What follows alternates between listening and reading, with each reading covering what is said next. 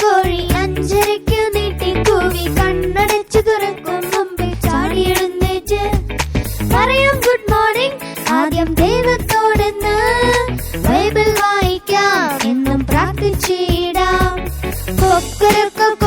കോഴി അഞ്ചരയ്ക്ക് നീട്ടി കൂവി കണ്ണടച്ചു തുറക്കും മുമ്പ് ചാടി എഴുന്നേറ്റ് പറയാം ഗുഡ് മോർണിംഗ് ആദ്യം ദൈവത്തോടെന്ന്.